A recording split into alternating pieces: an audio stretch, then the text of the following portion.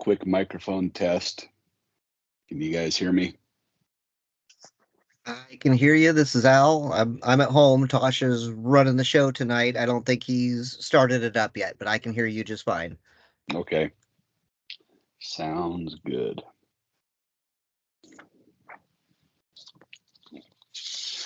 You staying busy today, Al? Oh, absolutely. Yeah, I got a lot of training done with Lauren today, so I think it was a good day. Oh, that's right. We're transitioning. That's right. How are you feeling? You doing any better at all? I have less pressure on my chest. I don't know if you heard, I have pneumonia. Right. And yesterday, especially this morning, my lungs were like a goddamn elephant sitting on me. Oh, I can imagine. So I have that really shallow cough and just hurts. And right now my head's going headache on me, and Oh, and maybe it's just because I've never done a board meeting virtually that my head is pounding so much. So we'll see how this goes. sure. Cross our fingers, right? Right. Should be all right. Yeah, I think it'll be fine. We got good people in the room, so Absolutely. they've all done it once or twice. I'm wondering, because I'm wearing my AirPods and the microphone is on me, if it's easier to hear me, because I don't think I'm talking very loud. Oh, you're not, and I've barely got my volume turned up, and I can hear you crystal clear. Okay, so AirPods are good for me in board meetings. You know, that might be something people online always say they can't hear me. Does that system have compatibility with AirPods, or is that too many microphones trying to input? That one, I looked and looked. Wireless microphones was a big deal for me, and I looked, and that one just doesn't support any, but we do have the external mic that has not been hooked up yet.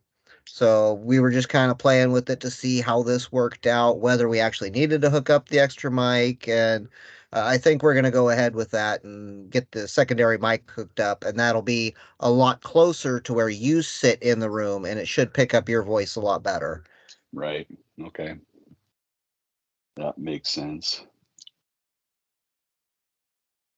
Yabba dabba dooba.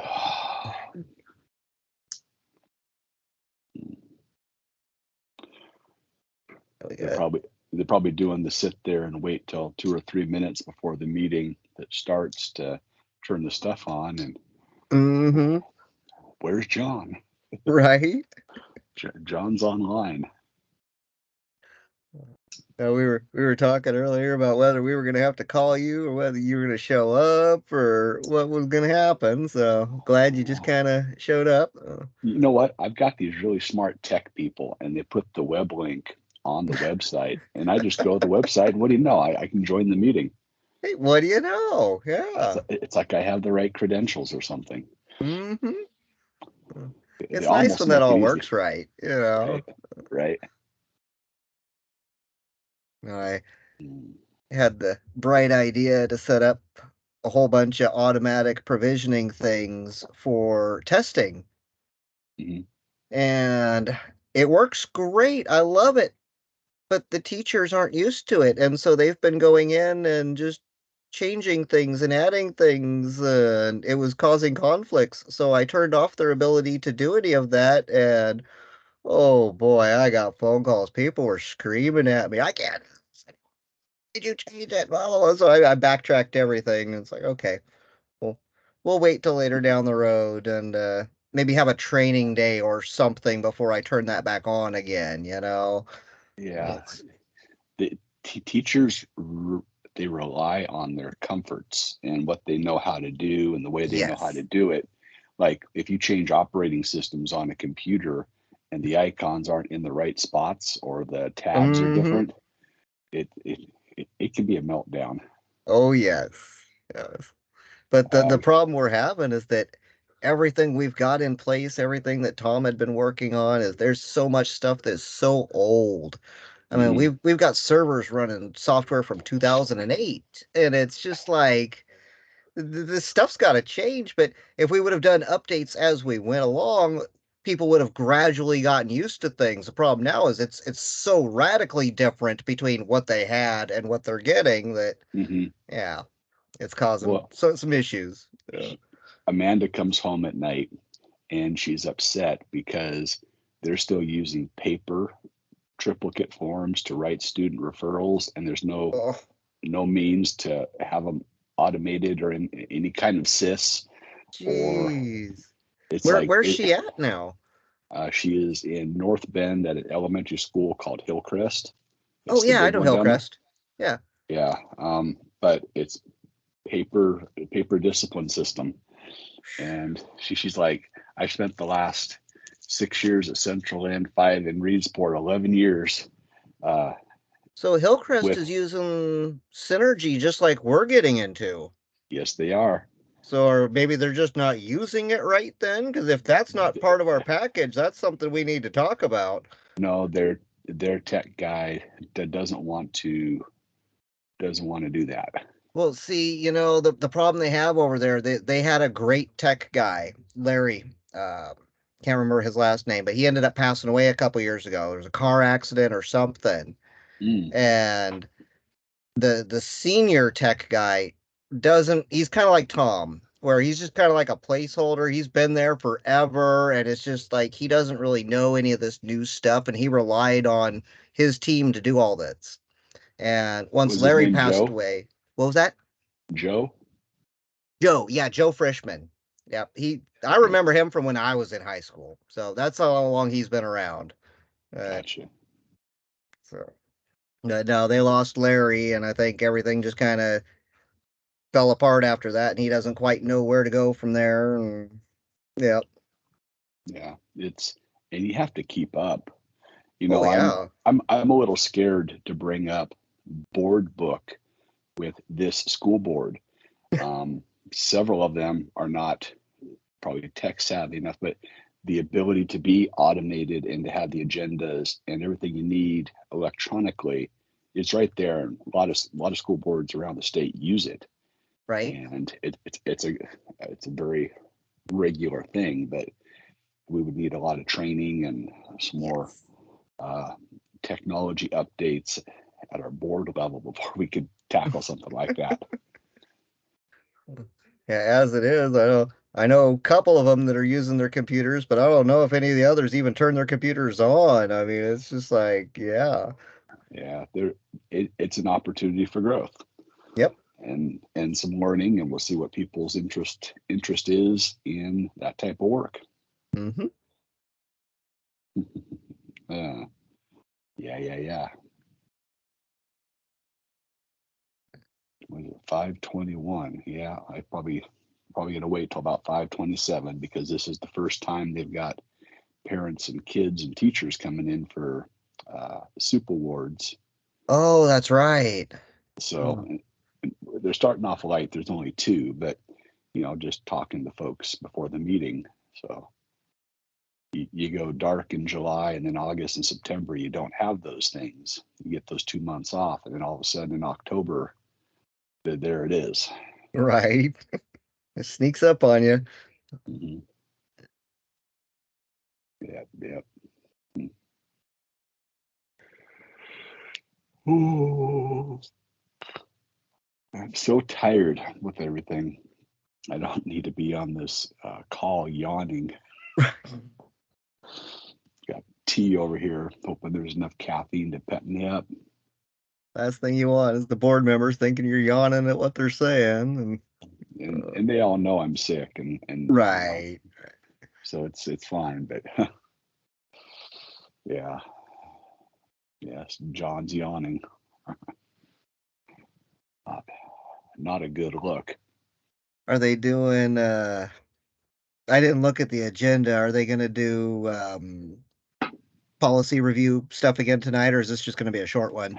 Yeah, no, we're going to do policy because we still have two more Oh boy. chapters, after this month. I'm going to flip screens and shoot a quick text to make sure they know I'm on. Yep, no worries. Let's see there. Let's do that. And then, and Tune whenever you're ready. Okay. Yeah. To figure out how to mute this too. Testing my mute button in the middle. It's not going to realize that I had it turned off. Did I go mute on you? Yourself for a second there, and then you came back. Perfect. I muted in the middle of my talking just to be sure that it shuts me off. Yep. 2 notifications. Started recording. Joined as an attendee. Got it. Clear all.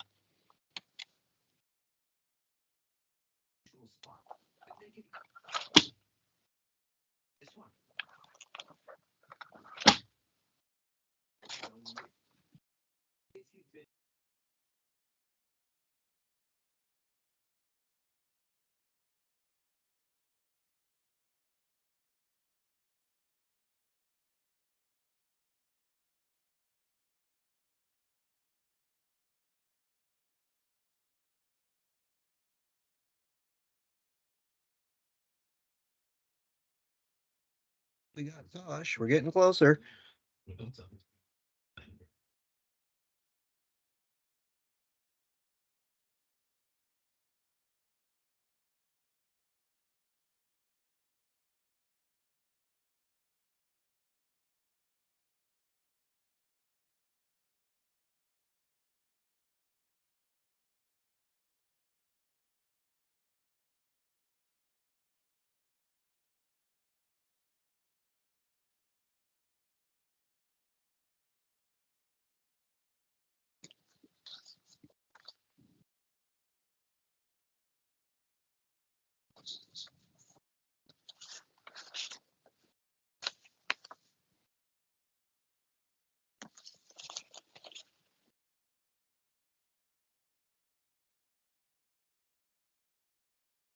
I recognize that phone number calling me, but I'm not going to answer it. I don't know who it is without the pop-up.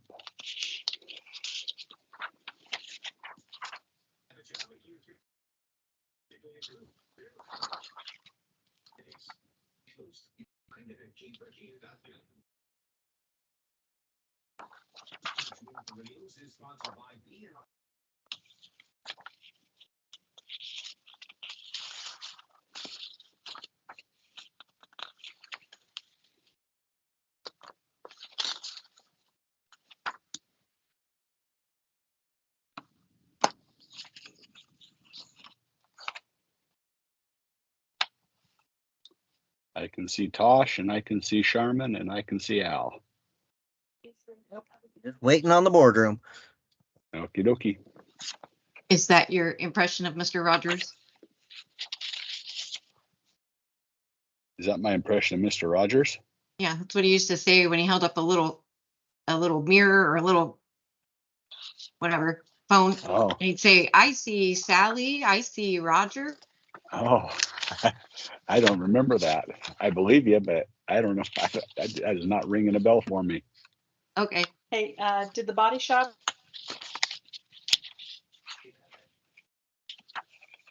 Oh, John, we're asking if the Body Shop pamphlets showed up. Oh, they are down in outside. Oh boy, they're down outside of Okay. Kareem's office. It's the Okay, Great I will- Body Shop. You just Here, go Jones. grab. Okay, I'll go look. Thank you. Yeah.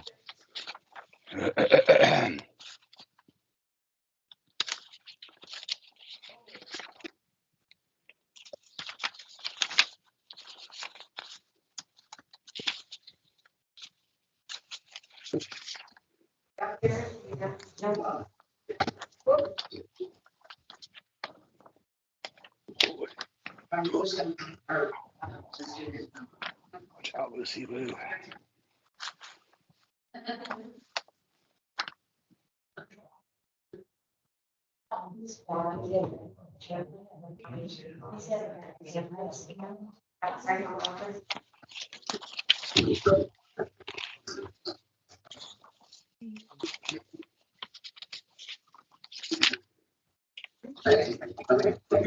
Are you? John? He should probably mute himself. I asked John. John, can you hear us? Because we can hear you shuffling papers. Muting now. Good. Good evening, ladies and gentlemen. I'll call this meeting to order. We have a quorum. Would you please all stand for the pledge of allegiance? I pledge allegiance to the flag of the United States of America and to the republic for which it stands, one nation, under God, indivisible, with liberty and justice for all. Good evening, all. Any changes to the agenda? I see one. This is one of our accolades. Other than that. Anything else?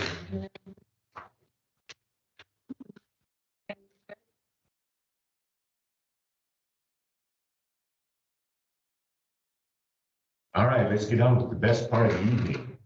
And since our superintendent is homesick this evening, he's staying with us by screen. We'll have Mr. Ewing that's going to be standing in. Thank you, sir. You betcha. So we have superintendent awards that we give out every month. And the first one for this month is given out by Matt Smart. And the student that he chose was Danny Stemper. Mr. Smart. Danny, come up here with me, so I read about you. You can, everybody should be able to see you. And you can hear me. Maybe. I'm gonna try this. You ready? What's that cheater? To the parents of Danny Stemper, it is my pleasure to write this letter about Danny. Is a deserving recipient of the Superintendent's Award of the Month for October of 2023. I have had the great pleasure of getting to know Danny last year and this year in my shop class. Danny inspired me to be a better teacher by his actions in the classroom. Watching him respond to instruction and then applying those teachings to produce a product has brought me great joy. During my lecture times, I've noticed Danny can give real world examples and short stories to help others relate to the topic. Danny is a hands-on student and gets involved in his work. As I have spoken about Danny with other staff members, I see I am not the only one to be able to enjoy a student who actually listens and participates in the classroom discussion and learning. Danny brings knowledge and skills to the class that remind me of a new eager for knowledge and appetite to learn. I have also witnessed Danny help other students who are less fortunate or are struggling to understand the class or hesitate to operate machinery. Danny is what I would consider a model student. Danny showed up last year to help me clean the shop many times, and he wasn't in my class at the time. I am excited to see where Danny can go, not just in high school years, but in the years beyond. Danny has a great amount of potential, and as he continues to work hard in the future, it is truly bright for him and the people around him. It is for these reasons I am proud to nominate Danny for this prestigious award. Signed by me.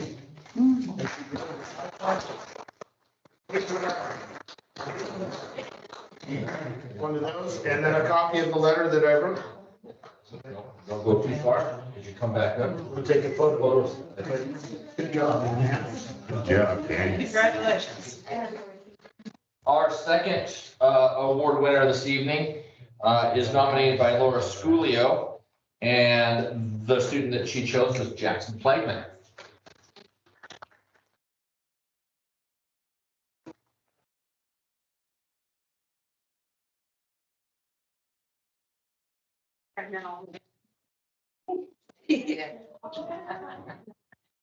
All right, anybody that knows me knows that I'm a big old wham pee pants, okay? And so I might stammer a little bit, but it's because of emotion.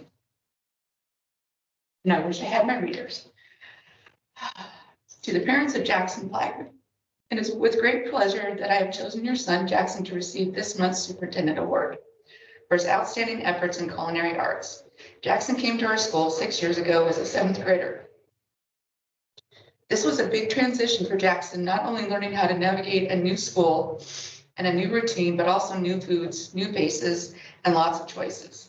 At that time, Jackson's mother came to us in the kitchen to speak on behalf of her child regarding his special needs and habits, but also about his favorite foods and some of the things he did not care for. Over the years, our cook, Over the years, our cook, Tammy McGill, and I learned his body language and how to better communicate with him with some simple sign language. As time passed, Jackson felt more comfortable and was trying new foods. One of the first meals that he tried and enjoyed was macaroni and cheese. He had never liked cheese before, and his mother was astounded that he was trying new things, as he was very much a creature of habit. 3 years later, Jackson joined us in the kitchen as a student in our culinary arts class. At that time, he had an instructional assistant with him as a one-on-one support. Although Jackson was familiar with the kitchen and the cafeteria, having him join us on the other side of the counter was a brand new experience for both of us. This meant I needed to learn even more about how to communicate with Jackson as an instructor. I wanted to learn his capabilities and how I could communicate instructions effectively to keep him safe and also follow food service health regulations. Knowing that he was a creature of routine and habit, we started off by getting him familiar and comfortable moving around the kitchen. We worked to create a very specific routine, which started with him becoming an expert at French fry preparation. Every single day, Jackson would use a cart to load frozen French fries from the walk-in freezer, push the cart to his prep station. He set up baking pans and parchment paper, spread the fries on pans, and place them in the oven. Although it took some time and effort from both of us to get him comfortable with this routine, he persevered and showed pride in his accomplishments. The second year Jackson worked in the kitchen, we started off on the same routine. At that time, I asked if it would be appropriate for Jackson to develop some independence by removing his instructional assistant while he was in the kitchen. This gave me the opportunity to encourage Jackson to listen to my instruction and complete new tasks at his own pace. We learned a lot that year. There was some real breakthroughs in communication. Although Jackson was initially uncomfortable with eye contact, I found that asking him to look at me when I was providing instruction and then asking him to communicate with his understanding of the instruction really helped him to progress. It was wonderful to have his mother provide encouragement and guidance to be firm at times when he wanted to give up. I learned key words that kept our routine flowing and more efficient as each day passed. Jackson is very detail oriented and likes things done in a certain order and in a certain way. He learned how to work with the dishwasher and enjoyed putting dishes away in their proper place. Once one skill was mastered, we learned a new task and incorporated it into his routine. I was excited to be able to teach him his new skills. Oh, thank you so much.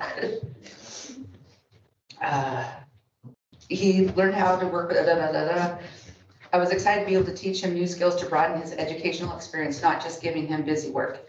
His mother and I started to see the possibilities for him to transition into the workforce someday. Last spring, Jackson and I had a breakthrough. Until this time, his responses to most questions or requests was a simple yes or no, or some form of body language. The instructional assistant and I would use visual cards as means of communication, but Jackson never used them himself.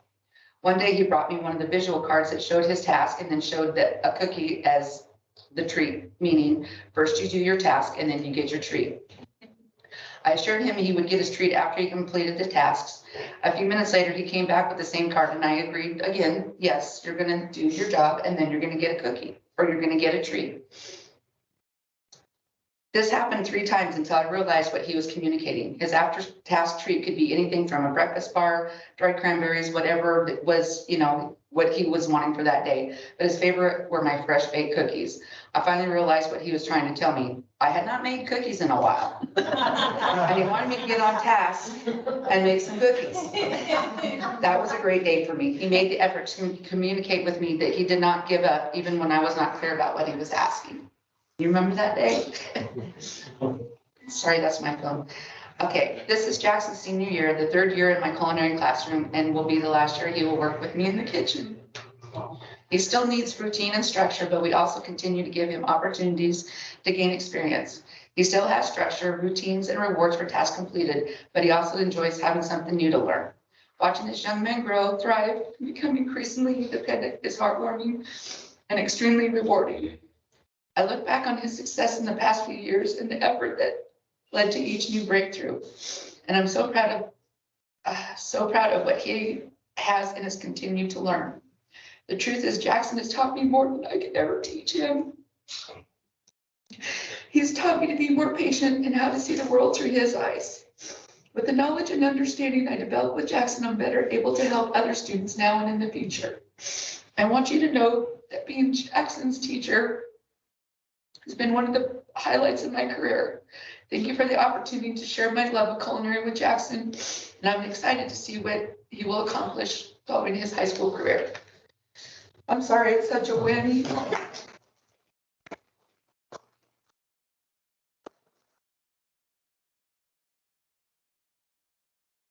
There you go. Mark Jackson. Letter and your award. Thank you. And we're grateful for Ms. Sculio. And. If you want to, Ms. Sculio, Laura. you need to give any?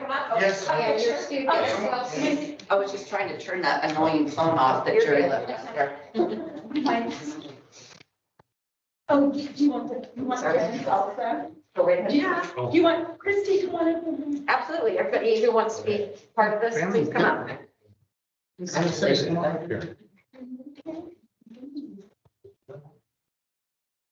Here, we'll turn this way so they can be seen. Here, I'll get over closer. Ready? We're going to take a picture. 1, 2, 3. If you don't smile, I'll keep taking them. And there we go. Thank you.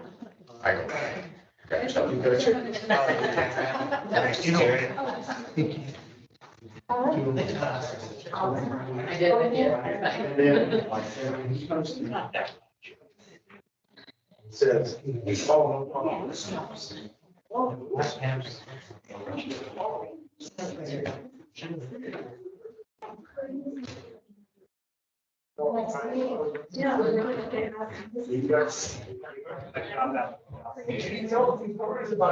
say that.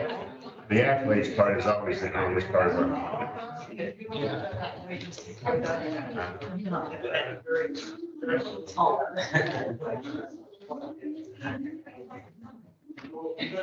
Thank you, Mr. Euling. Guys, have a nice evening. Thank you. Thank you. Thank you for coming.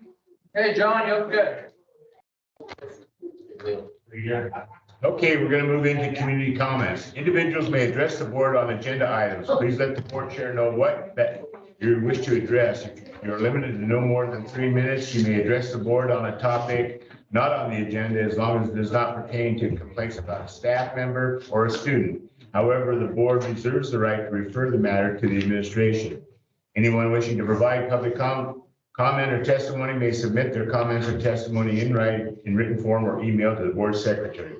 Comments and testimony received by 3 p.m. on the day of the meeting will be included in the meeting. Any comment testimony received after 3 p.m. will be saved for the next regularly scheduled board meeting. And we do have one comment. Mr. Rod Murphy.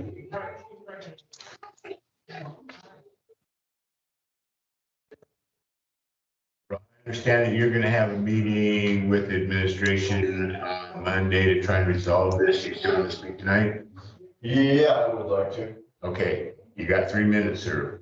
Okay, well, the main reason why I'm here is to prevent this from happening to any other student in the future. There's been some failures at many levels related to this incident. And I think everybody is smart enough to know what those failures are. Communication amongst staff, amongst administrators, amongst students, all that is important. And setting up guidelines that are in place now can prevent this from happening in the future. It's basically bullying, harassment, whatever you want to call it. But I'm inclined to believe that had this not been a student and it had been a teacher, a female teacher that had the same thing done to them by a male student or a male staff member, the male staff member would have been out of the system, at least until the investigation was completed. And the fact that the students don't have anybody out there to tell them this is what's going to happen when you do this, then they're going to continue to do it. In fact, my daughter is still being harassed by the student that did it to begin with, and he's done it to other girls.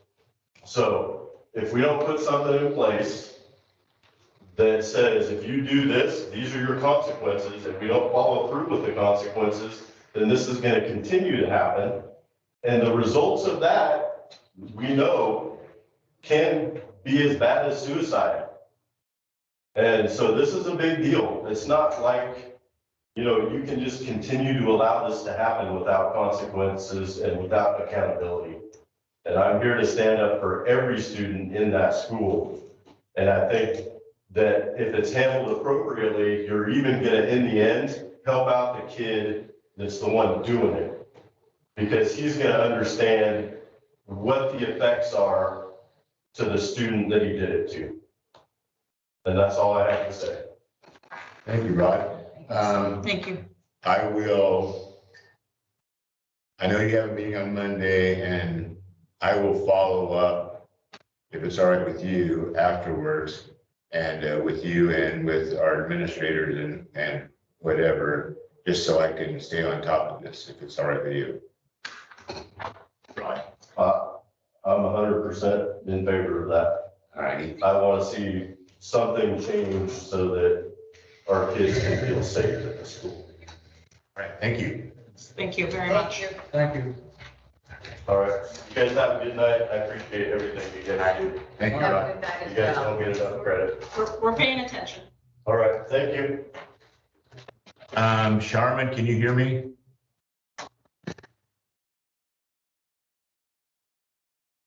Sharman. There's that little squeaky voice. Yes, Is there anything else as far as community comments? no, just that was the only one. Thank you. Okay, thank you. Sorry to make you run. All right, reports. Let's move right to business manager, Rachel Amos. What? Talk about the donation there on B. Oh, yes, you missed, yeah. What? A big donation. Hang on, like, here. Your accolades. Oh, okay. Sorry.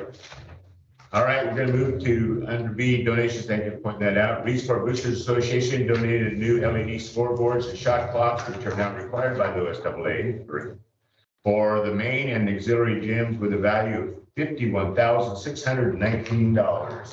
Congratulations, thank you. And have we got them up yet, Mr. Euban? Not yet. I don't know if the regular clocks will go up this year or not. Shot clocks will go up because we have to have them. Yeah. But it might be with wiring and taking down and moving them around, and the other gym not having a floor yet. Trying to get that one done because it would be nice to get it done without the floor on there. Yeah. Having a new floor, we'll just wait and see where we get on that, but the shot clocks will go up. They were talking about that last. And I'd like to just throw out there that next time somebody says, well, what does the boosters do with all their money they make? Remind them that we spent $51,000 just on scoreboards this year, not to mention what else we've spent this year. It's really amazing. All right, thank you for pointing out my mistake there. Okay, Rachel, I'm sorry, but now what about you? Okay. Okay. Some of those things where, you know, you're taught, like, if you don't have something nice to say, you shouldn't say it. So. I'm just gonna be quiet now. Just gonna say, no. So John had the unfortunate timing to become very ill, and so we had a meeting today to talk about budget and numbers, and we had to reschedule that for next week. So when I ran all of the information for the board reports, I reached out to him and said that we need to have a conversation and make sure that we're prioritizing the spending and where our people are charged so that we can take advantage of all of our grant funding available and stay on top of it. So there are some shifts that are going to happen. So these numbers are reflective of if we leave everything as is right now, the end of the year is not going to look very pretty. So please be patient while we have those conversations and finish up the audit so that we can adjust our numbers so that we're ending up where at least closer to where the board adopted the budget for us to end the year fiscally. I don't like the number 3% for this time of year. And we need to make sure that we address things right away and look at where our priorities and our needs are and what we have budgeted. So we have reserve funds available.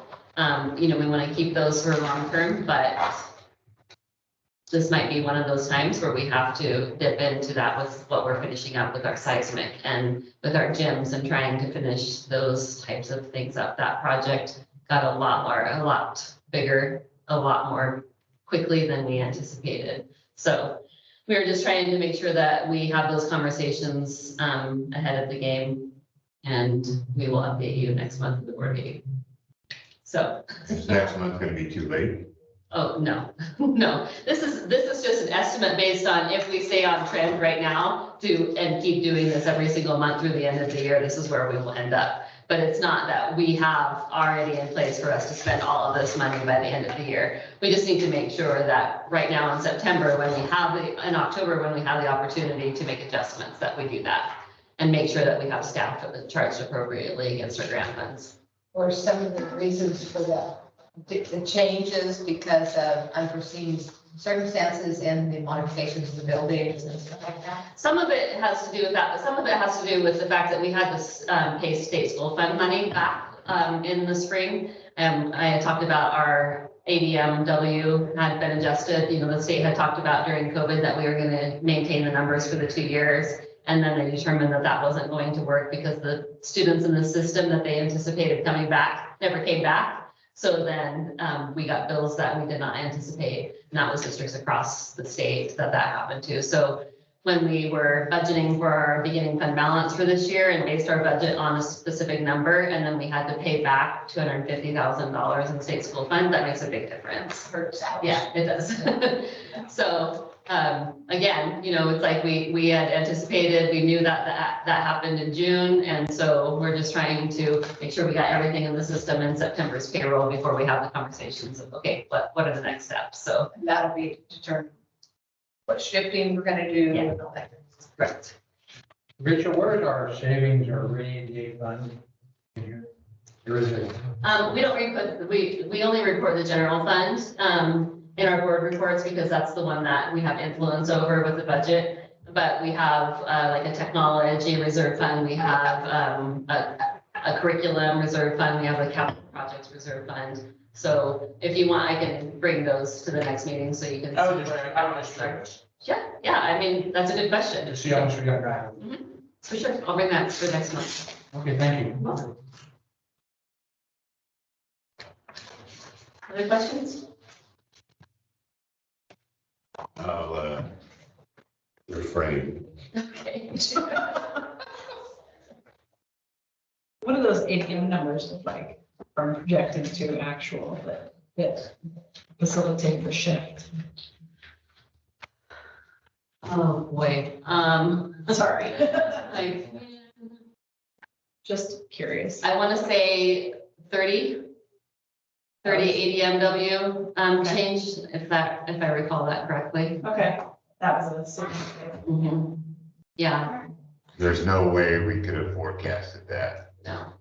no, like I said, the state had assumed all along that the 30,000 students statewide that had left the system during the COVID would come back last year at the latest, and that didn't You're happen. saying 30,000. 30,000 across the You're not talking state. about 30 for our. Yes, 30 for us, Okay. 30 so we were total, but 30, 10%. yes. I mean, we were not Yeah, 10, no. but yes, I hear what you're saying. So that was about 5% of our student population. Yes.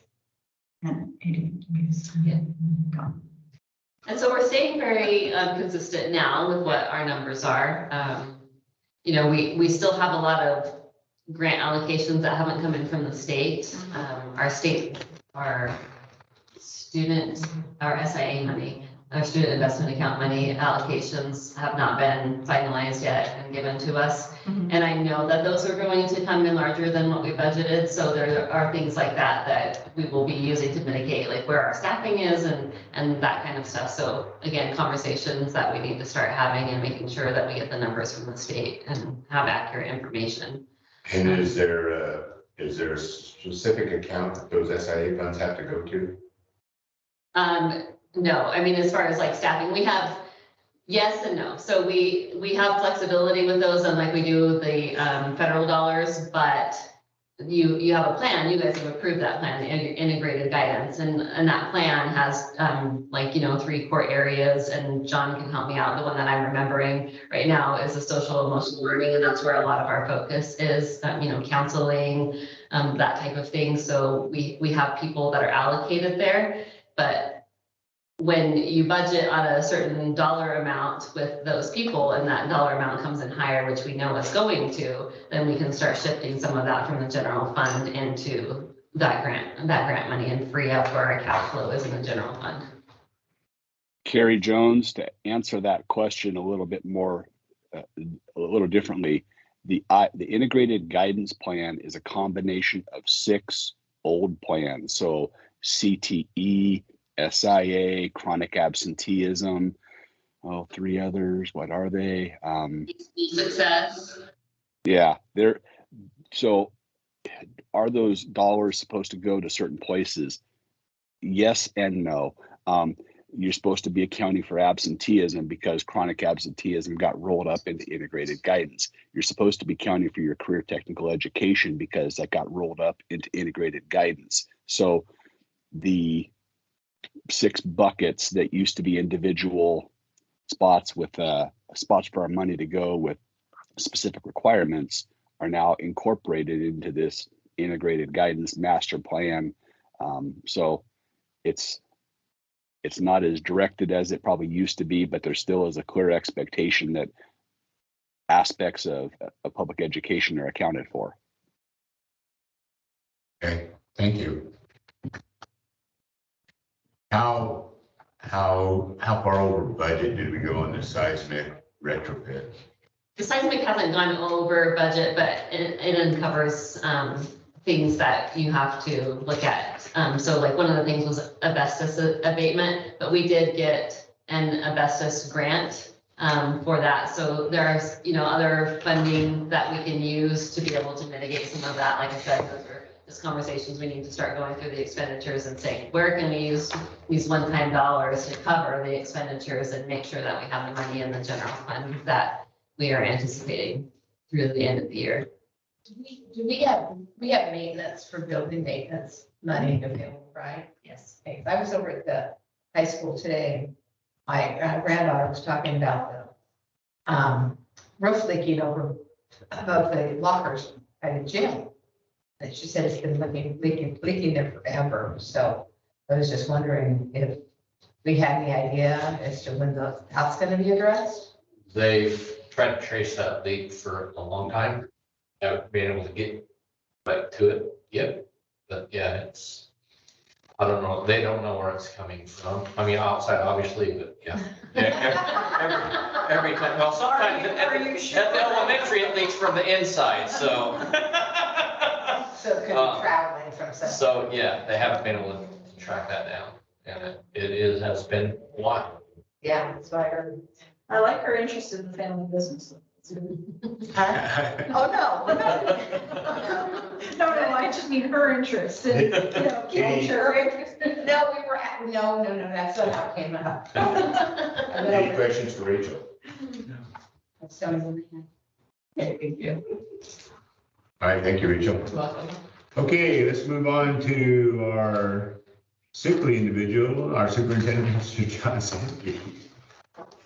You're up, John. Hope you're feeling I better. hope that, yeah, I don't feel great, but I think I'm going to be able to push through this. Hopefully you're hearing me okay with my microphone. Thumbs up if you are. Okay, good. I'm going to just focus on, this is the time of year when we need to do our Division 22 report. That is going to be an annual report to our community, to our board, about how we are doing in maintaining compliance with Division 22, which is our Oregon Administrative Rule, Chapter 22. It's state law. So there's 40 plus individual sections that make up Division 22. Our responsibility as a school district is to review those annually and be sure that as the laws are changing, that we are keeping up with the changes in the law, and that as we are conducting school and making changes just to how the systems operate, that we stay within the law. And anytime you make a change in any type of a system, there's an opportunity for something to be missed or to fall outside the expectation. The way that you go about making corrections is a corrective action plan. If something is not up to par or needs to be fixed, you need to report yourself to the Department of Education as non-compliant in a particular area, and then they give you the remaining year to do a corrective action plan to fix whatever the item is. So along with the administrative team, we've gone through and identified a couple of parts of the Division 22 where we think we need to report as non-compliant and report what we're going to do in an action plan to bring ourselves back into compliance. And we've got 1, 2, 3, 4 specific spots that we're going to be working on this year, making necessary tweaks and improvements. The first chapter in Division 22 is 2010-2010 to do with diploma requirements. And now that we've added Corrine Ross to our team, we have an improved modified diploma system and a written plan, and we're matching requirements more closely to what the state statute is asking for. So we will need to report ourselves as non-compliant as we make these changes and improve the written plans that we're going to use when we have students taking a modified diploma from Reedsport. The second one is numerically 2045-2045 on drug and alcohol instruction. We know that we offer our freshmen and our sophomores in their health classes very direct instruction on drug and alcohol curriculum. And the expectation of statute is that it also includes juniors and seniors, those 11th and 12th graders, and we don't have that as predictably part of their schedule.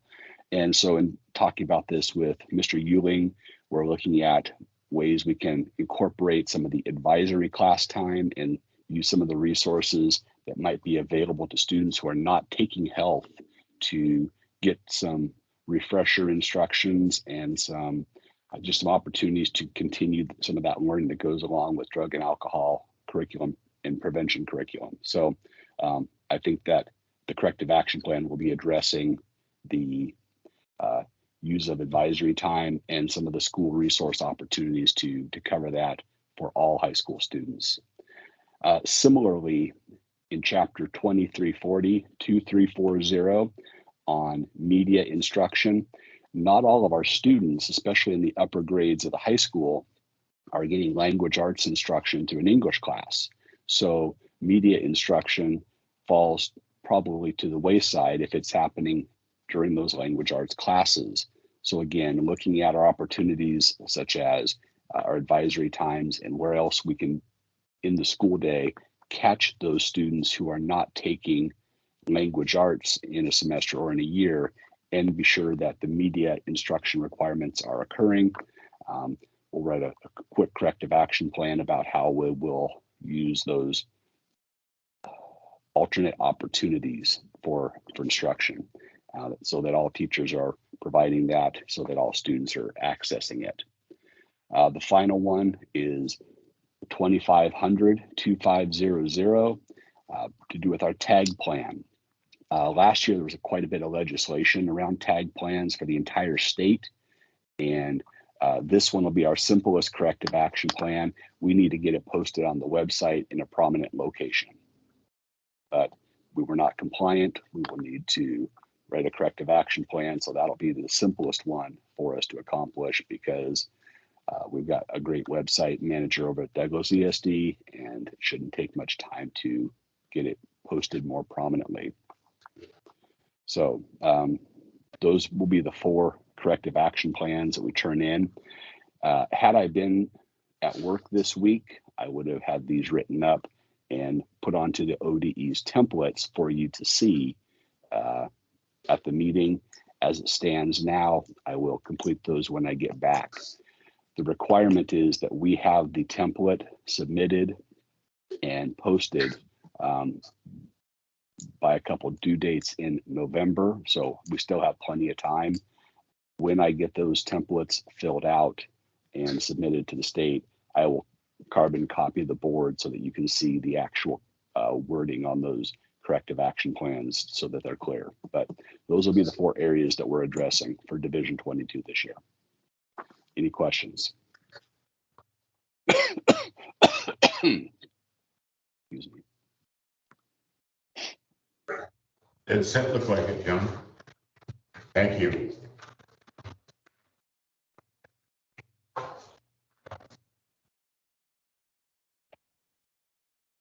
All right, let's move into the consent agenda.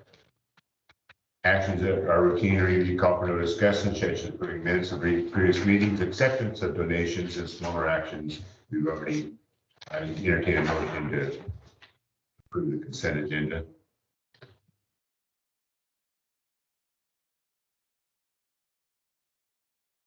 I make a motion to approve the consent agenda. Consent agenda. Motion by Jack, Second. seconded by Bonnie. All in favor, raise your right hand. Passes unanimously.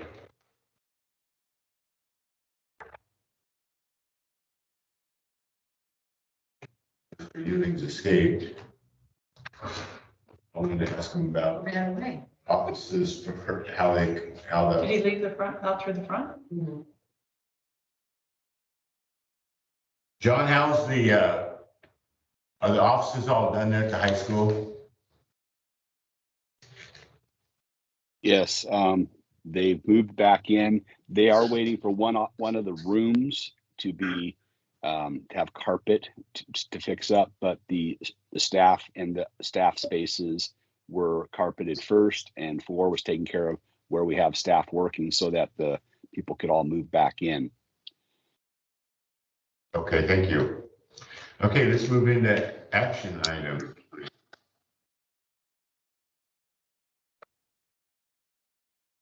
Are you ready, Okay. John? Yep.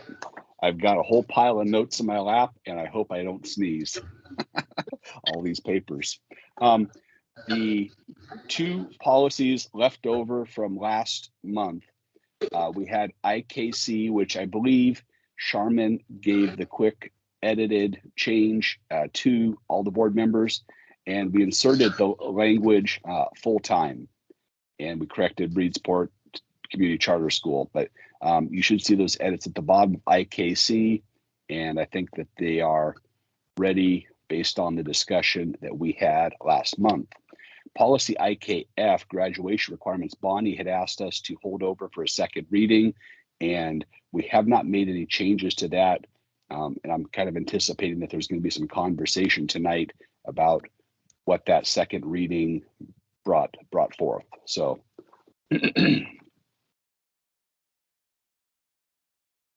Bonnie, do you have any notes for us there on IKF? Excuse me. Yes.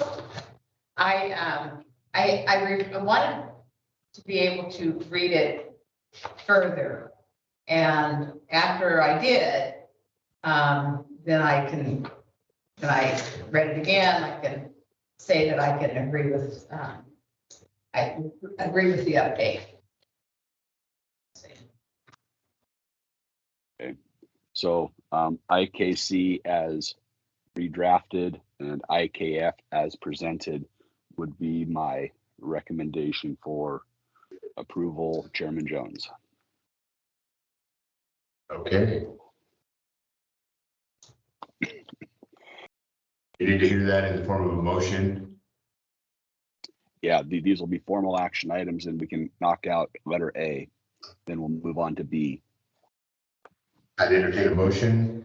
I make a motion to accept action item 9, 1 and 2 IKC and IKF as updated. Second. Second. Been moved by Bonnie Brewer and seconded by Jack Daly that we accept the rewrite or the original graduation requirements. IKF. All in favor, raise your hand. Passes unanimously. Thank you, John. All right. Action item B. Okay, we'll follow our procedure where we're pretty good at this. I've got several of them I'm going to make note of, pull and change. So I've got quite a few I'll be pulling out. Will we be okay if I simply say the number of the item that we're looking at and wait for a pause? Are you tracking the agenda? If I do it that way, you don't have to read the whole title. Can you hear us? Yes. Sounds great, John. Yeah. Okay, Can you hear us all right? Yep, I can hear you. Okay, yeah, that sounds good. Like Jack said, John, go ahead. Okay, so any questions or concerns on number 1? Okay, any questions or comments on number 2 for update? Any questions or concerns for policy number 3 for delete?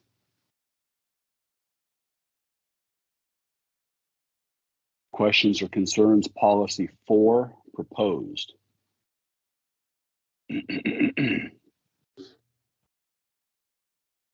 Any questions, concerns policy 5 for update?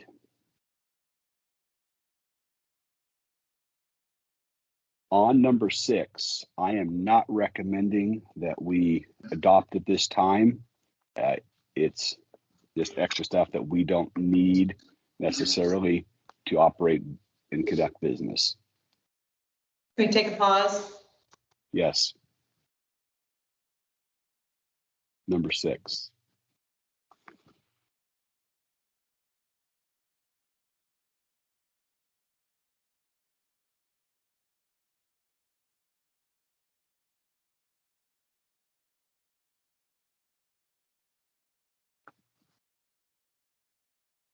My general philosophy is when expectations of running the school are covered under other policies or law or general best practice, that writing additional policy and rules to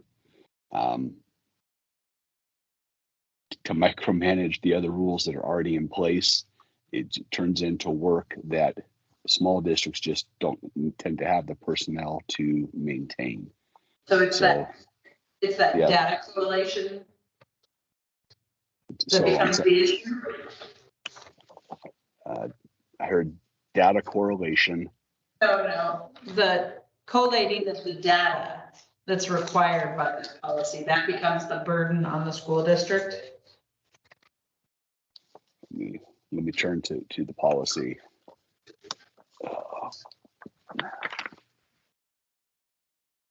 JB.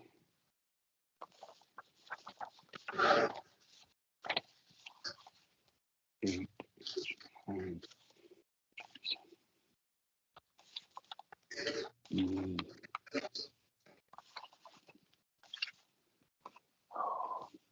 Come on. JBB. There it is.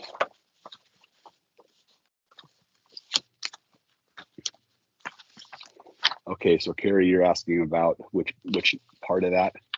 The burden of data collation seems to be part of the, I would say for that one, maybe pull and or go to second read, just so we can have a conversation about it. Yeah, there are enough reports that are required, and there's enough other policy that's here that we are already attending to, and there's enough, I guess, surveying of information and data trends that are turned in. Having to remember to line item, pay attention to every detail of an extra policy, it just is extra burden. This is well covered with Every Student Belongs, and it's well covered by the state reporting requirements that we have to do annually, to not add any more to it, to our plates. I'm gonna have you pull it, if that's okay. So poll for a second reading. Six or seven. 6. Okay, that was JBB, poll for a second reading. Mhm. Hold. Okay, ready to proceed, number 7? Okay, number 7, any questions or concerns? Sorry. Number 8, any questions or concerns?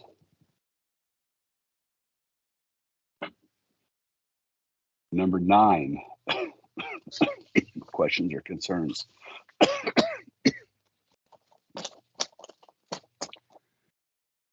Number 10, questions or concerns? Number 11. Hold up. Poll 11. Now hold, just take a pause. Yep, CO. Okay, JEC.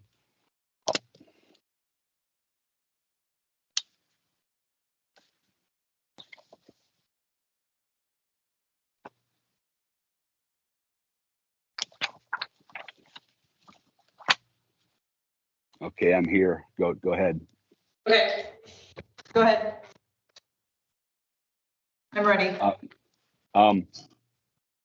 So we're pulling number 11. Number 12. John, I didn't need to pull. I just wanted to get caught up. I was just catching up to you. Take a pause in the reading. Oh, gotcha. Slow down. Got it. Slow down. Slow down. When my microphone is talking, I think it cancels the audio in the room. And so only one, and the other I'm picking up partial sentences. I apologize. Okay, number 12.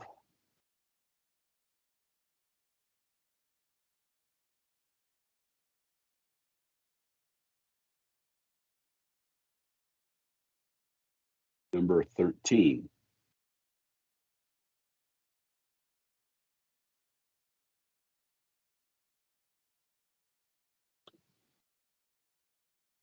Number 14 for delete.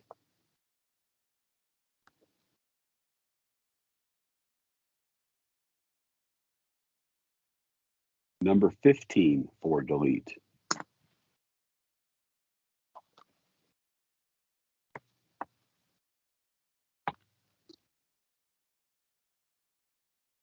Number 16.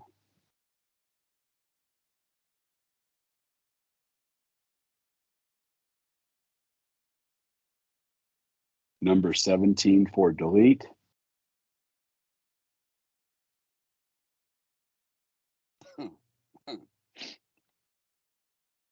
On number 18, we're going to use the date of June 30th. There is one spot that needed a date filled in.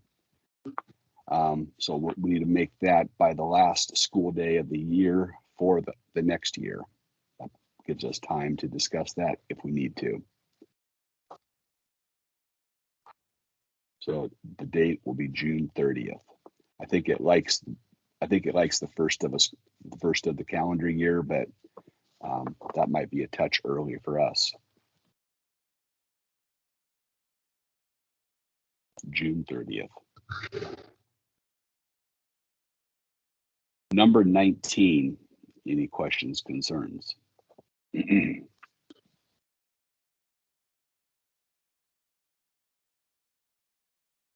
On policy 20, I am not recommending that we adopt that.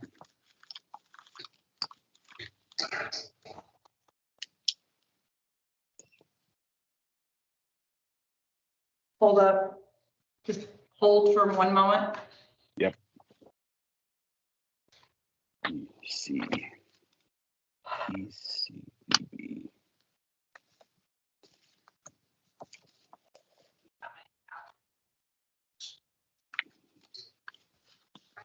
John, you said 20? Number 20, JECBB, intra-district transfer students. An intra-district transfer for us means one elementary school to the other elementary school. And that's not a thing for us.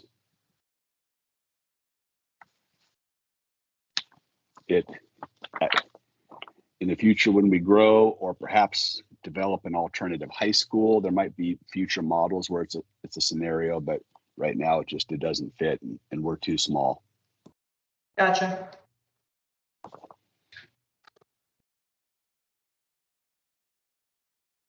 Thumbs up to move on. Correct. Go ahead. Okay, number 21, any questions, concerns? Number 22, I'm not recommending that we adopt this.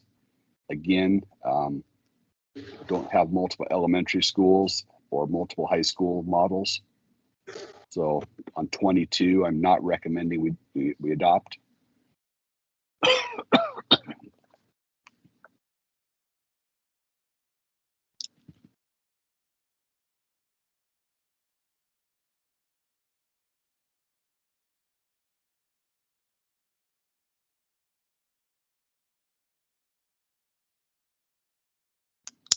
Number 23 is recommended for deletion. Any questions?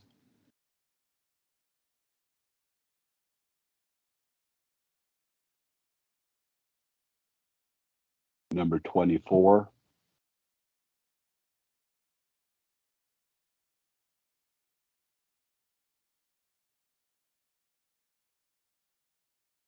Number 25.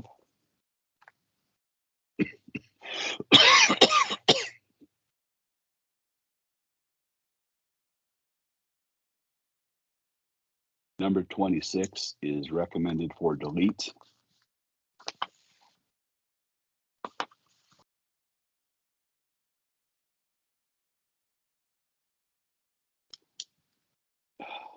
I'm breaking my model here of not selecting optional policies.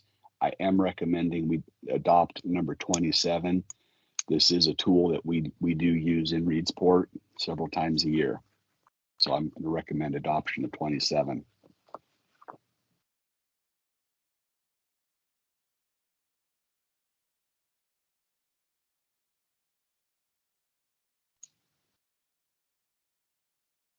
Questions about number 28?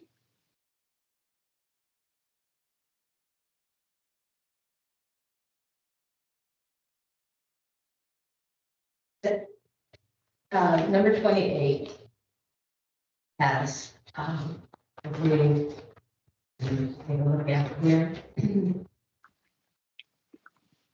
That is the one that allows for kids to be able to go hunting. And I think that is one that we need to keep. It's not being recommended for deletion. No, it's not. I just want to make sure we keep it. Right. Yeah. It was very interesting. Yeah.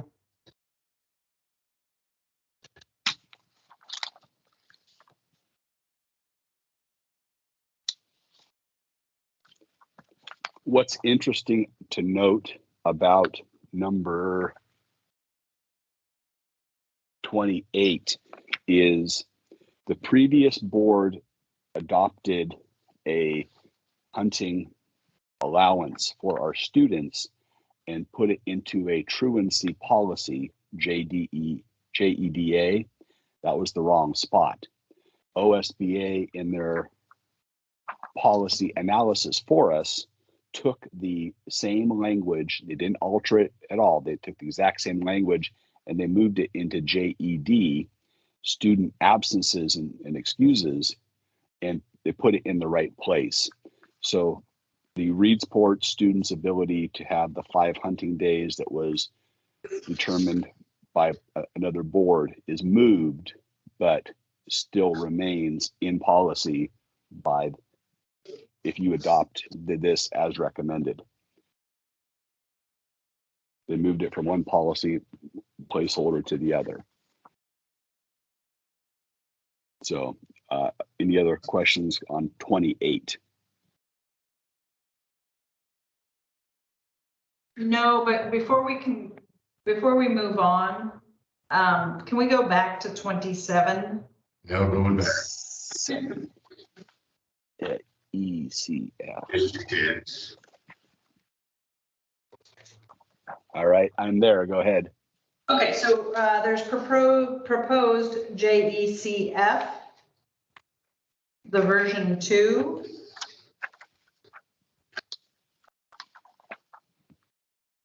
And then there's another version, which is just marked JECF.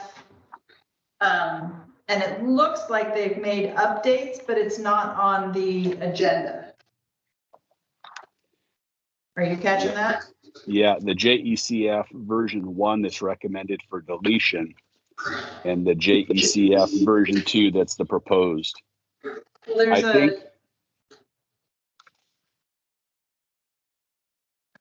Well, I've got 3 versions, not 2. Oh yeah, I see. Okay, I'm seeing that now. So there's a delete, there's a proposed, and then there's one that's updated. So I don't know. Yeah, the proposed is the one that we need to be looking at. I'm not sure why that other one's in there because it's I don't know. It's dated the same. Yeah. But it's not.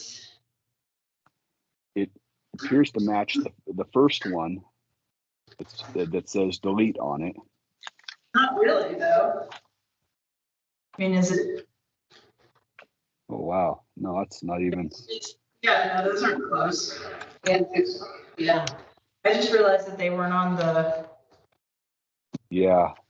The reason that, and this is where I'm kind of relying on OSBA and the nuances in the law.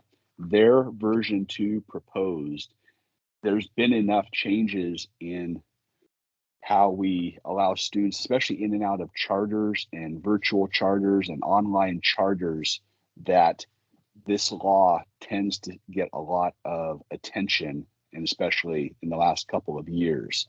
So OSBA's proposed language is probably addressing those laws in the most specific way. Anything that we previously had is going to be less accurate for legal satisfaction. Do you want to propose that just so we're not making any mistakes? I mean, pull that one just so we're not making any mistakes. Okay, JECF. That was 27, Carrie? Yeah, the proposed and the delete version is fine. You can do that, but then pull the one that appears to be updated versus the one that's proposed, just to make sure that those are justified correctly. Did you have 3? I have 3. I have 2. I have 3. Sorry. And I've got 3 in the big blue book here, so. You have 3? I have 3 in the big blue book. Yeah. But we only have 2 on our agenda. Yeah. Yeah. We'll double check that. Okay, so 27, we're gonna pull. Yep. On the proposed one. All right, thank you. And we discussed 28. Yeah, John, I have a problem with that because if we're excusing 5 days for hunting and your student is an athlete on a team sport, that's, that kind of hurts quite a bit if he or she is, an intricate part of that team sport. And when I was the head coach, my way of thinking is if you're going to take off 5 days to go hunting and leave me without a proper team or a complete team, then I'm not going to advance you to be on varsity. You can enjoy yourself on JV. And, are we going to be able to protect our coaches if that's the attitude or the decision that they make for that? Because there's going to be some parents that are going to be really hot. The policy is going to be the rule of law for students in our schools that's not otherwise addressed. When a student does an extracurricular and elects to do additional things, they also pick up additional rules and requirements. So as Brian Watts works with his coaching staff and they do their coaching handbook and they have student athletes sign the agreements about what they'll commit to and what they're not committing to, that has to be an informed decision. Right now, the policy is for all students. So the class of students who are athletes is a smaller subset and could be impacted with an additional handbook, but unless otherwise mentioned, this policy would be for everyone. Does that make sense? Yeah. So we're basically going to have to make sure that our AD has that in the sports handbook when they sign that code of conduct for that, right? Yeah, that can absolutely be something that's done. A counter example, though, Carrie, is if a student wakes up in the morning, takes a full day of hunting, gets home in time for practice, and does that 5 times throughout the school year, they probably don't impact their team because they make it home in time for 4 o'clock practice or whatever. I think the trips where they have to leave for town for 5 days would be more detrimental to a program and practice and games and competition. So even then there's kind of a gray area because the student who can get to practice on time, but needs the daylight hours for hunting, and is using that opportunity because it's permitted by policy. Right. Well, and there's not, when this policy was implemented, when you went to buy a hunting license, you can choose east or west, and now that you have to draw for those, I don't think we're going to be impacted so much by the volume of students that are going to be taking off in the east or anything. Hunting is my thinking. I'm thinking, because when Tom played, he had Mr. Forbes. And the rule of thumb was, you're either gonna go hunting, or you're gonna play football, or you're not gonna do both. It's just the way it is, guys. So what do you wanna do? And we have Mr. Forbes as a coach now, and I'm sure his policy has not changed any. So that might be how. It hasn't. I'm not sure, but I don't think he changes his colors. No, but unfortunately, with this change in the policy, Coach Phelps can have a problem. Right. Or coach can AD in basketball or, because basketball season is going to be elk hunting and, Right. it's. Yeah. So, yeah. Do I hear But I think John? we need to leave it in there. Leave it in there, and I think let the coaches explain to his, I know what you're saying, that they can say, well, listen, the handbook says I can go. Well, go, but you're not gonna have a spot when you come back. Well, the sport handbook may not say that. Right. That's what he's saying is that Brian is developing those Yeah. outside of, this is strictly an academic document. And I think that's our priority is to make sure that, academically. Because when Tom was playing, we just went on weekends hunting. There was no cone hunting there was none of this during school. Well, yeah, I don't think there's gonna be kids really doing that. Well, like I said, you draw a tag over east for that Yeah, coveted, that's a different, coveted tag, you got to, that's a different process. especially if you do a round tag. Okay, thanks, John. Well, Yeah. can you mention that to Obi? I mean, I've actually talked to him about it because it affects members of my house, the exact scenario we're talking about. So I realize the importance of the handbook being clear for the student athletes, because policy says one thing, and until we put it in writing, we're not being clear. So that is a conversation we've been having. very good, thank you. Okay, on to 29. Yep, number 29, truancy policy. Any questions or concerns?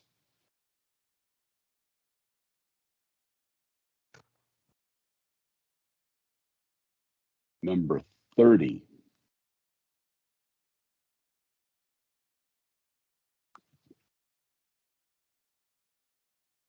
Policy 31 for delete.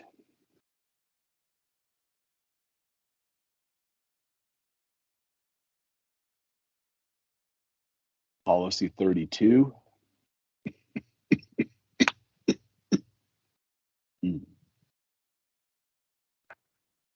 On policy 33, we need to make an edit. I'm not turning the page, but I believe it says Reedsport High School, and the edit should be Reedsport Community Charter School. But that'll be a simple edit. I would otherwise recommend it as proposed for update. 33 needs that edit.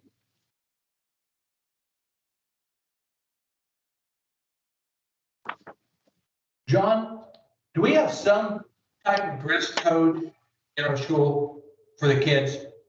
The handbooks at each building to discuss the types of dress codes, and they're reviewed with the staff of those buildings.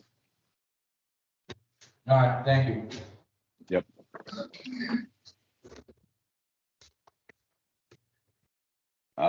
Policy 34, any questions or concerns?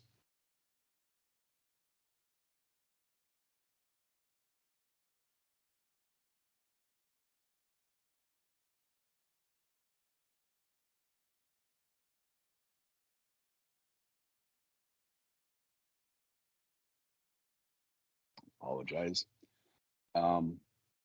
Policy 35, I am not recommending we take any action on, just let it go. Not because it's a bad idea. It's generally the students who are most likely our class leaders are also participating in lots of activities and sports. We've tried in the past to have a regular person attend our board meetings, and the simple dynamic of having after school practices made it difficult for that person because they're highly involved and they're engaged. So putting it into policy and making a requirement that might be really difficult for us to fulfill just because of the multi-talented nature of our student body. I don't think this policy, while it's a good one, does anything helpful for us. It's a good idea. The student decision making 35. Yeah. I don't disagree with the premise. I just don't think it gives us any legs on anything useful to make it a policy. So I'd recommend just passing on number 35. So not adopting at all? Correct. Because it's an update. So you recommend it for deletion? Okay, let me turn the page here. J F B.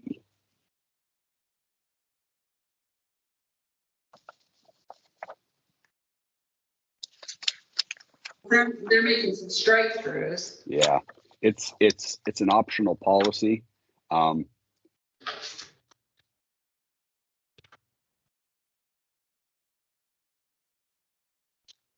So it sounds like you're. I would actually, okay, I would recommend it for deleting. It doesn't help us with anything. Number 35. Number 35, what we recommend for deleting.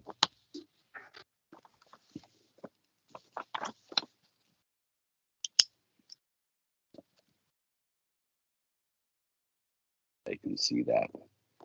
Thank you for that catch. Excuse me. Okay, ready to move on? Okay, number 36, recommended delete.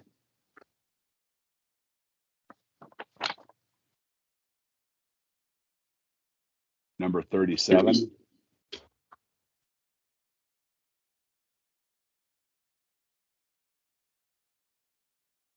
Number 38.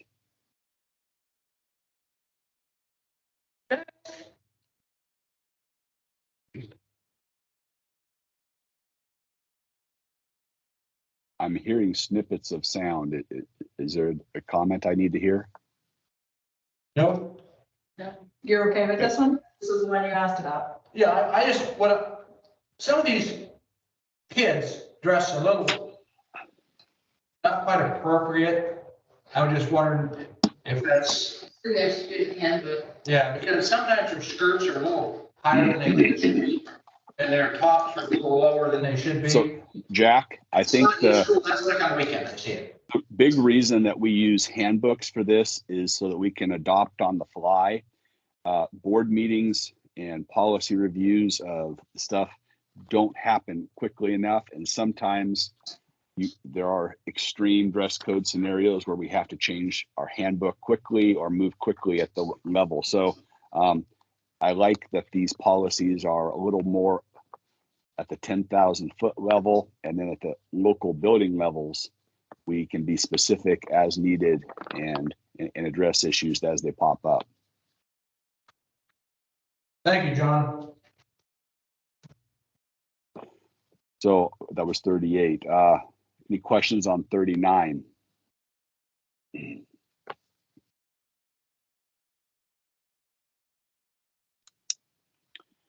Number 40 is recommended for delete.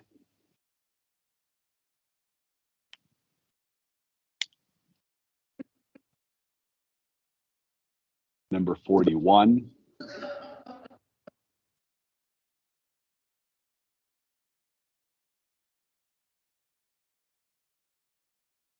Number 42.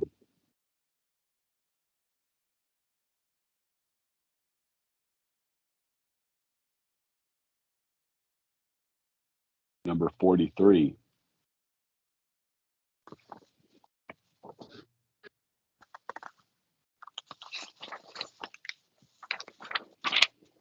And as far as the roll call goes, I don't have any more comments to make on anything unless a board member has a specific one they want to identify and call out. I don't have any more corrections or adjustments.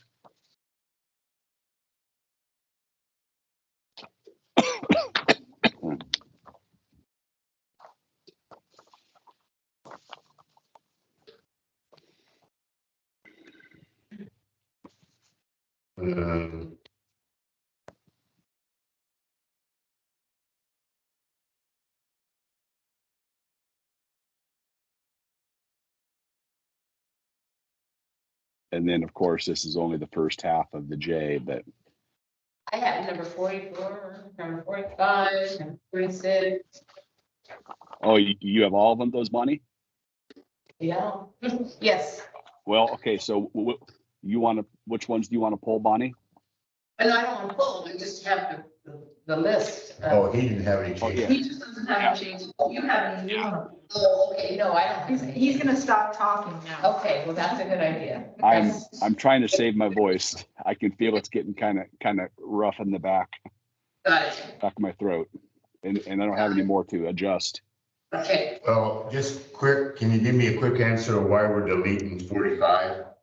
45, because it is incorporated now in 44. It's become They've moved it.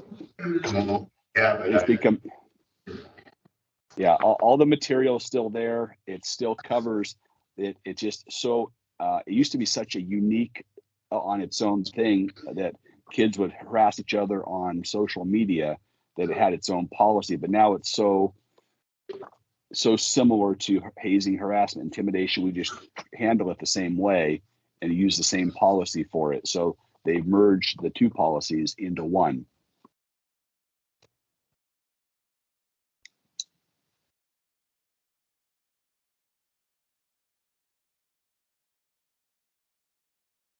okay.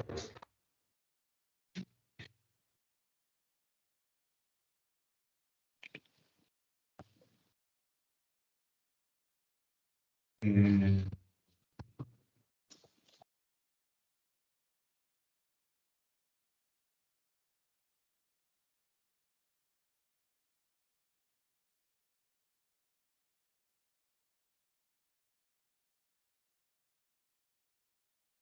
Everybody okay with the rest of them? Yeah. Yes. Real? All right, John. So it's kind of a hodgepodge there. There's lots of little pieces. Do you have any questions on how to assemble a motion based on any of those recommendations I gave?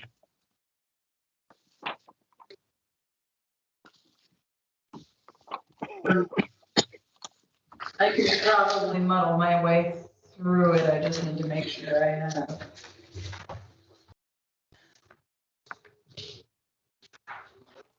Make sure that we're all updated on the deletes and everything.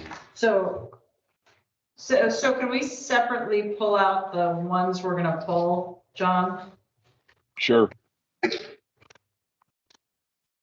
So we're gonna pull JBB. Number So 6. we can go 1 through 5. And then we can go 8 through,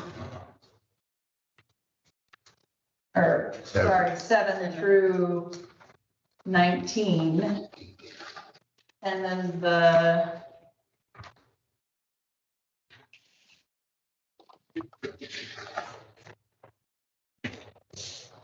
what are we doing with 20? Is that? No action. No action at all Yeah. on 20? Yeah, no. Okay. So then we'll go 21, and then 22 is also no Yes. action? Okay. Actually, no. No. Okay. And then we go 23 through 26. 27, we're gonna pull to take a look at those two that are discrepant. I thought we adopted that. What's that? We're gonna hang on to it because there was kind of a mystery one in there. 28 through 32. 33 needs to have the addition of a strike through on high school. And we'll add Reedsport Community Charter School. Then 34, 35, 35. 35, we're gonna delete. Okay, And then all the way back down to 52. all the way back to 52. And second. Yeah. Got it. Okay, I second. are we gonna take that as, well, we can run through that. Yeah. You wanna run I'm through it? tracking it. You're I think trying we to. agree on it. Okay, I'll make a motion to make the corrections, additions, and the deletions as noted. And then I'll make sure that I can mark up a page in a little finer detail. Motion made by Terry O, seconded by Bonnie Moore. All in favor, raise your right hand. Passes unanimously. Do you need your copy? Ms. Amos, are you snoring over there? That's not me, that's somebody over there, not sitting against the wall. Yeah. It's not midnight yet. Are you No, vertical, Bob. John? Okay, let's move Can I on. have your copy? What? Do you need your copy at all? Yeah. Okay. That's fine. Discussion. We pretty much discussed it. I was gonna have John bring in the body shop, and I don't know where that landed, John. I'm sorry, Mm. I misunderstood. I thought you were looking for just a pamphlet. What we have as far as the body shop goes is 2 boxes worth of material. Is that Yeah. what you want? Charmin, I think just grab four examples, one for each board member to look at. And they wanted to be able to look at kind of what some of the material was in the Great Body Shop and how it's put together. So you could grab any of the 4. Pick second grade. Copy. Or kinder, just Kinder. kinder. Thank you. Do we have any new community comments on this, on the virtual? I don't see anything in the chat room currently. Thank you, Todd. Okay, let's move on to board member comments. Oh, sorry, I moved my hand, apologies. That's okay. You got that all. Complete. That's all your comments. Mr. David, do you have any comments? John, go to bed. Just about done. Yep. John Brewer. Yeah, I agree with Jack, but I did go to, since it was cafeteria notification week or something, appreciation week. Nice. I did go and have lunch today Good. at RCCS with my 2 grandkids and their mom. And it was a very nice experience. Food was good. I love the new tables that they have there at the high school. Now, they're very, very nice. Very nice, and I guess they're very efficient. Good, so, yeah, it was very nice. Night, John.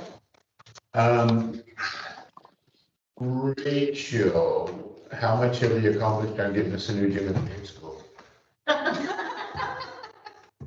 That's not my job description. Oh, it's not. Did you reach out to community members for a visionary planning committee?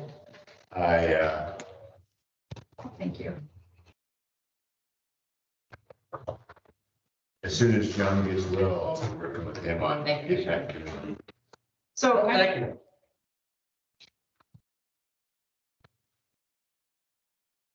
This kid's acting. this is the instructional manual. I was thinking of what did the kids see? Sorry, Sherman. Yeah, this isn't what they give kindergartners. So, I thought I asked if you could put something together, timeline of finances, what's it take to cover our current bond, and then we could start, looking at thinking about that in regards to talking nuts and bolts on,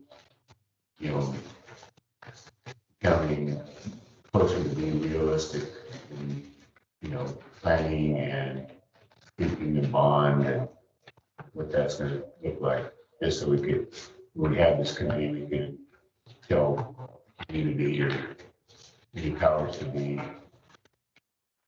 And Carrie Jones, Yes, sir.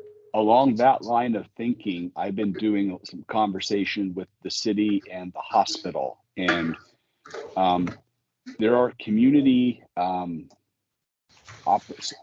rural community grants was something that the city was pointing out to me, and it's often good to have a partner situation worked out.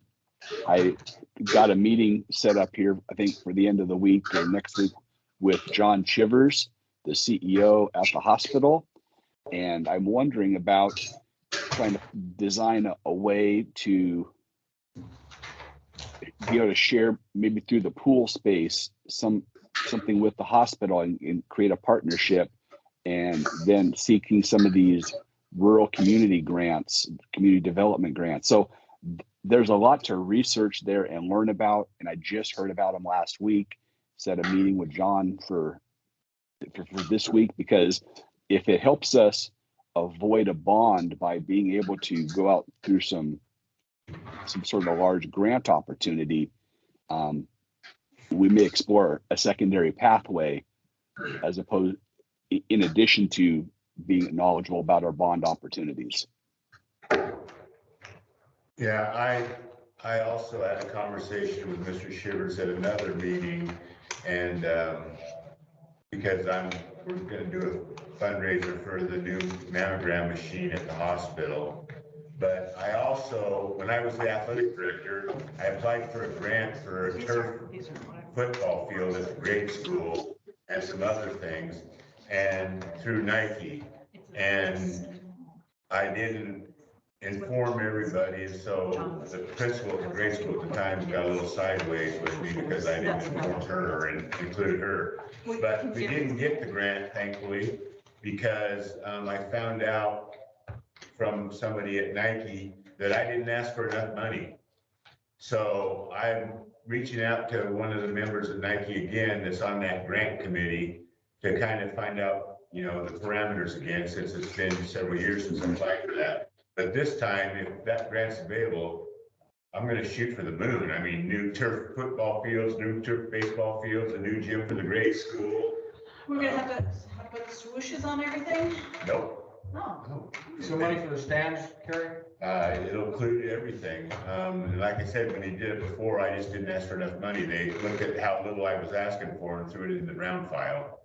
So I was gonna bump that about 10 million and see where we went with that. Right. So, yeah, I reached out to one of the guys that was helping me with that years and years ago to see if he's still involved and see what that would look like. So I like your idea about grants instead of going for a bond issue. Yeah, I mean, if Rachel could give us some numbers on the win and how much and things, but looking at a secondary pathway would be a good exercise as well. Okay, good. Thank you. I think you still want your visionary committee development to kind of know what you're shooting for. Oh, yeah, yeah. Well, in this way, we'll have some of that information available. So when we get somebody that's involved, we will be able to answer all those questions. All right. I lost my paper. Oh, God. Now I don't know what I'm doing.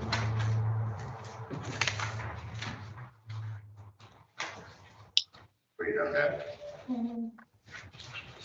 Okay, no other board comments. We're going to move to future agendas. November 1st is the OSDA Legislative Roadshow down at South Coast ESD, where Mrs. Amos will be fixing us dinner at 6 o'clock, and the show starts at 6:30. We have down Carrie O, Jack Daly, Bonnie Boover, Carrie J, and John. What happened to Bob? Why isn't he going to go down for that? I think he's getting back from the East Coast that day. So. Okay, good. November 8th is a monthly board meeting. That will be at noon, guys, because we're going to be leaving that afternoon to go to Portland for the OSBA convention in Portland. Attending that will be Carrie O, Bonnie Brewer, Kerry Jones, and Sherman Tipton. No, I'll be going, Kerry. You are? Yeah. Oh, did you hear that, Sherman? Yeah, I talked to her. Okay. Yes. And is Bob That's going? fantastic. I believe he knew and was not able to make that. So. Okay. Okay. Then December 6th through the 8th, John, Lisa, Russell, Jerry Hewling, and Corinne Ross will be attending the CASA conference. That's about as boring as watching mud dry. And then it's important mud. Monthly school board meeting, January 10th, monthly school board meeting, and January 24th to the 26th is the OACOA OSE winter conference, and John will be attending that one. Mr. Chair? Yes, sir. I need an address to where this, the first, November 1st, I'm gonna be already in Coos Bay. I just don't know where it's at. South 1350. I've been there once. 1350 Teakwood Avenue. Just go right past the entrance to the turn off to the hospital. The next street is Teakwood. Take a right and you're. Oh, you go up the hill, Yeah, it's the old school. up the hill and go past the hospital. Turn on. One street. One street, okay, I can do that. Okay, good. And what's it called? South The Coast building? ESD, What is it? it's the South Coast ESD. Used to be the old Bangor School, wasn't it? Now it's the South Coast CSD. There should be a big sign. I've been there once. Yeah.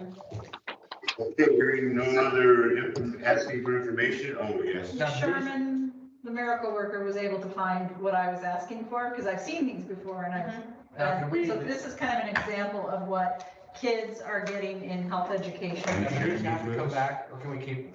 What's that? Does she need these back? I would guess not. Yes. But do you need the medic? Yeah, let's collect all materials before you guys leave tonight. There's a variety, but this So is you want us what, to back tonight, Kelly? yeah. So this is what kids are, Tonight. this is what kids get, in. Well, there ain't much Early time tonight. elementary. Can we bother Sherman and come up during the week and look at them? Yeah, we're keeping a copy of each one in the back room. So I think Bonnie has come through once already looking at them, and we do need to return to the school because that's part of their set, but they've got plenty of other copies. And then these instructional books you want back too, I assume. Yes, please. Yeah, we'll need all materials back. Okay. Okay, if there's no other questions, Rachel, you driving back So to this is what they're learning? Roseburg? This is the only topic they're learning? Really? Sleeping in the back of your Yep. apartment? Well, I don't need to go any further. Let's No mysteries. I'll call the meeting adjourned at 7:02 PM. Ooh, nicely done. Okay. Good night, guys. Good night, Take care, John. Better. Heal up. Yeah, have a drink of whiskey, that'll help. I assume he's long gone, yeah.